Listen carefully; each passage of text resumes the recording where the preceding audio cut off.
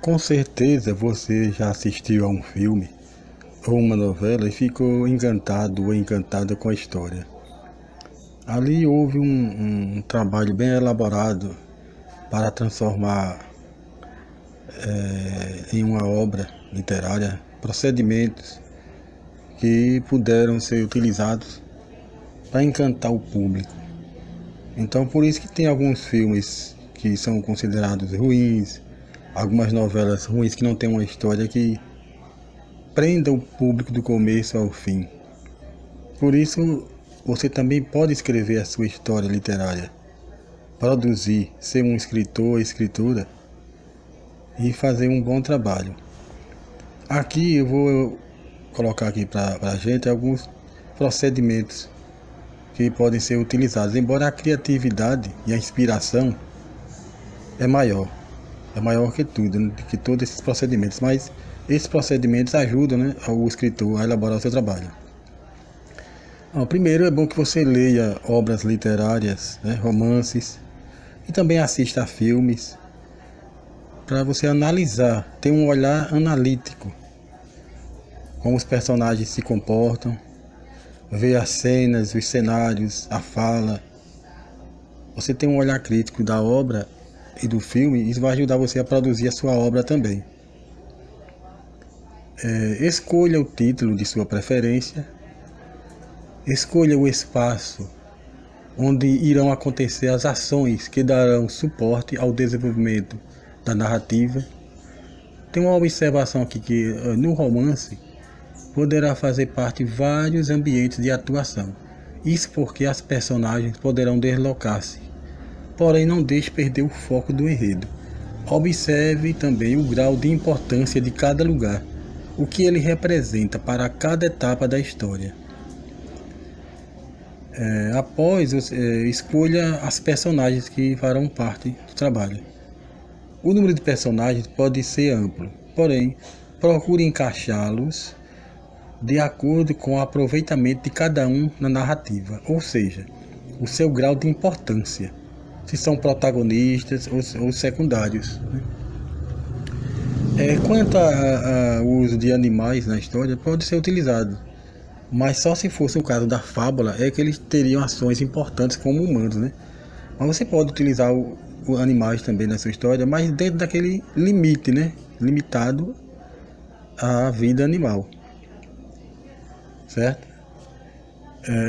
Em relação ao tempo, o tempo você poderá seguir o chamado tempo cronológico, ou seja, aquele determinado pelo relógio, o calendário, né? No mês de abril, no ano tal, aconteceu isso, aquilo. Mas também pode ser utilizado o chamado tempo psicológico, que é representado pelos pensamentos dos fatos e ações vividas pelas personagens. Na história, os dois em certos momentos poderão ser úteis. Há situações que o tempo psicológico também é usado. Quanto ao narrador, ele poderá ou não fazer parte da história. Quando está presente, ele sempre usa a primeira pessoa, né? Porque o narrador está narrando o fato que ele próprio passou. Então, eu fiz, eu comi, fui à reunião, né? Quando ele está fora da história, a gente vê mais o uso da terceira pessoa. Embora que numa história pode ter situações, né, que o personagem fale como usando a primeira pessoa, certo? Vai depender da sua criatividade. E quanto ao tempo da história, o tempo da narrativa, o mais comum é o narrador contar uma história já ocorrida, já passada, estando ele em um tempo diferente dos fatos acontecidos. Por isso que você veja que é usado na narrativa sempre o tempo passado, né? Aconteceu que no dia tal, aconteceu, sempre é uma história já passada. Mas também na história pode ocorrer fatos que serão ocorridos no futuro. Dentro da história pode ter premonições ou profecias, né, que falará de fatos do futuro. Procure seguir o esquema introdução, desenvolvimento e conclusão da sua história. Dentro da história, poderemos inserir outras histórias. É o procedimento denominado narrativas encaixadas. Certo? É como eu falei antes, são representadas por histórias contadas por personagens. Certo? A narrativa encaixada é um personagem que vai contar, certo? Uma história que aconteceu com ele dentro da própria história. É uma história dentro da outra, por isso se chama narrativas encaixadas. Certo? Como estamos falando mais aqui do romance, porque o romance é mais amplo. O conto, ele só tem um drama, o cenário realmente é um local. É muito. O romance dá mais, permite uma variedade de dramas, ou seja, várias situações vividas pelas personagens, que são direcionadas para uma solução final. Ou seja, são várias as ações, os dramas, mas sempre vão direcionar para um desfecho. Certo?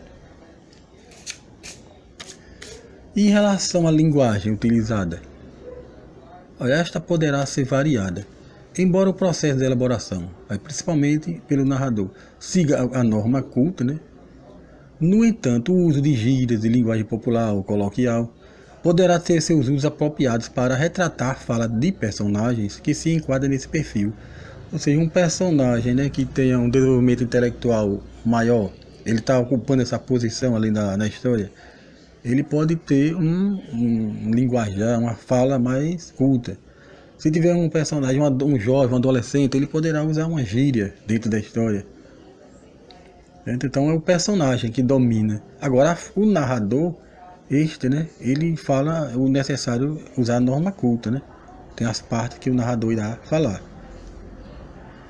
Também o uso de figuras de linguagem enriquece estilisticamente o contexto de produção. Usa metáforas, eufemismos e outras figuras de linguagem. Você deu uma estudada nas figuras de linguagem que elas enriquecem estilisticamente o contexto de produção da história.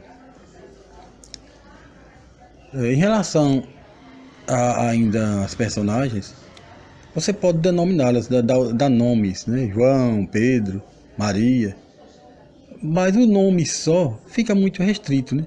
Você pode também atribuir características físicas às personagens, comportamentais, intelectuais, demonstrar seus defeitos, qualidades, para torná-los organismos vivos, embora seja ficção, mas serão organismos vivos dentro da ficção.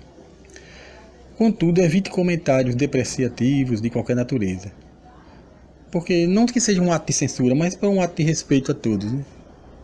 Afinal de contas, é uma história para entreter, para cativar o público, e não é para procurar causar rivalidades ou, né, atos que venham a causar desrespeito. Bom, no mais, pessoal, é isso, certo? Eu procurei já fazer algumas histórias no meu canal. Tem lá a princesa e o profeta, a repartição, certo? Então, se você para se tornar um escritor, é só começar a produzir. Não é que você pense em ser um grande escritor, grande escritora. Mas você pode até ter esse objetivo, mas faça a sua produção literária. Entre no mundo da literatura, que você deixará de ser apenas leitor ou leitora para se tornar também produtor ou produtora. Quantas vezes assistimos, como eu já tinha falado, uma novela.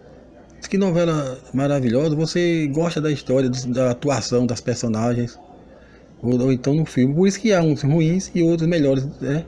Porque você entende dessa forma, porque você foi cativado ou cativada por aquela produção. No mais, agradeço a todos desde já. Valeu!